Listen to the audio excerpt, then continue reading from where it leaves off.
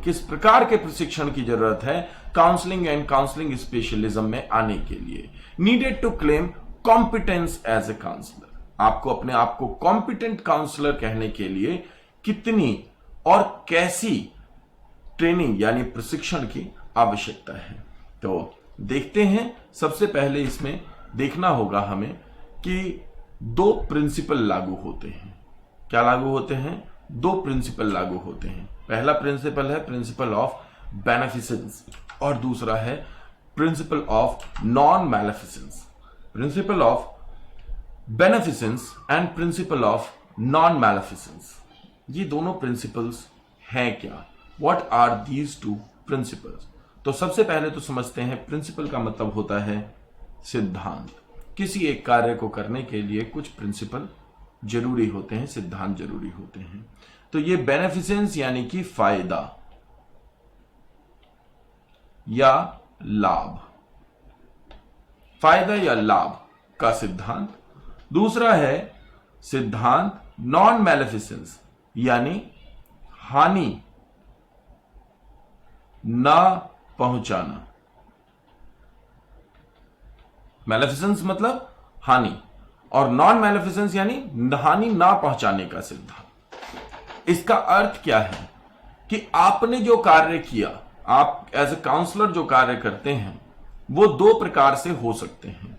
Principal of beneficence यानी benefit के लिए, लाभ के लिए, आपने क्लाइंट के लाभ के लिए यह कार्य किया। दूसरा होता है प्रिंसिपल ऑफ नॉन मैलेफिसेंस, आपने इसलिए कार्य किया कि ये आपके क्लाइंट को नुकसान ना पहुंचाए।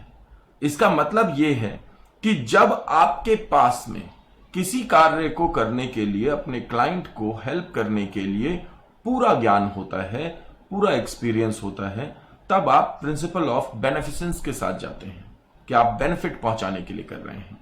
लेकिन अगर कोई बाधा होती है, कहीं अगर कोई सिचुएशन ऐसी होती है कि आपका अपना पर्सनल बिलीफ, अपना पर्सनल वैल्यू सिस्टम या अपना पर्सनल लेवल कहीं ना कहीं ग्राउंडेड कर रहा है, कहीं ना कहीं बीच में आ रहा है, कहीं ना कहीं बाधा उत्पन्न कर रहा है, तो फिर आप कहते हैं कि मैं उतनी हेल्प करूंगा जिसमें कि कम से कम हानि हो, जिसमें कि हानि ना हो।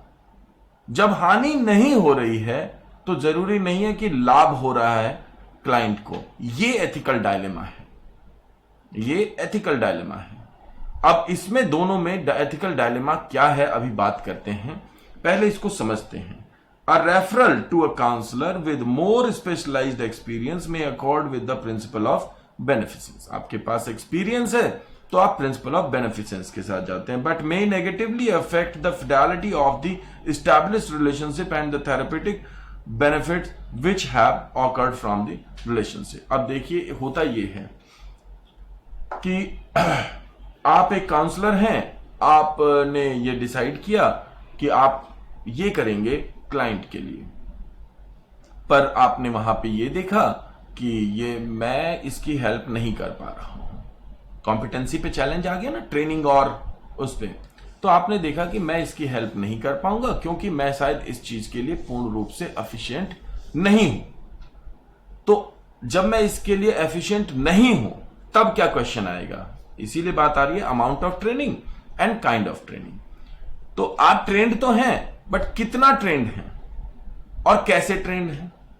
तो आपके पास ये जो सिचुएशन आई है, आप इसमें ये डिसाइड करते हैं कि मैं इसे मेरे से ज्यादा किसी एक्सपीरियंस्ड काउंसलर के पास भेज देता हूं, रेफर कर देता हूं। रेफर करना तो ठीक है, लेकिन यहां पे प्रॉब्लम क्या है, इशू कौन सा होगा? ध्यान से समझिएगा। सीधा क्वेश्चन पूछा जाएगा प्रिंसिपल ऑफ बेनिफिसेंस में कौन सा इशू उत्पन्न होता है, यानी कि लाभ के सिद्धांत में मुख्य डायलेमा कहां पे आता है?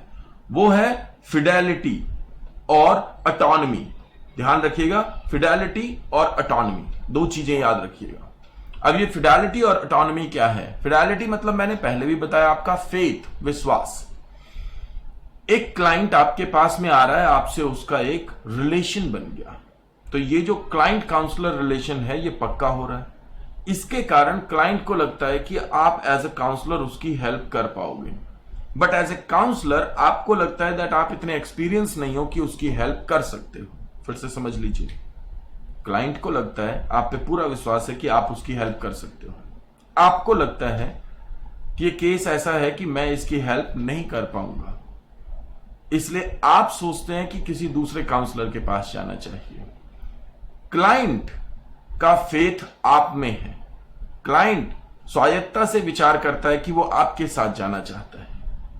कहीं ना कहीं आपने उसकी फिडेलिटी, उसके फेथ के खिलाफ उसको रेफर कर रहे हैं किसी दूसरे के पास जाने के लिए। अब अगर वो किसी अन्य के पास जाता है तो उसे रिलेशन दोबारा तैयार बनाना पड़ेगा, और अगर वो आपके पास रह जाता है तो उसे पूरी हेल्प नहीं मिलेगी। That is called principal of beneficence, right? तो आप इसको थोड़ा सा समझ लीजिए, अभी जब क्वेश्चन आएंगे तो आप इसको ज्यादा बेहतर तरीके से समझ पाएंगे। प्रिंसिपल ऑफ नॉन मैलेफिसेंस, हानि ना पहुंचाने का सिद्धांत। Respect the clients autonomy should they choose to stay with the less competent practitioner.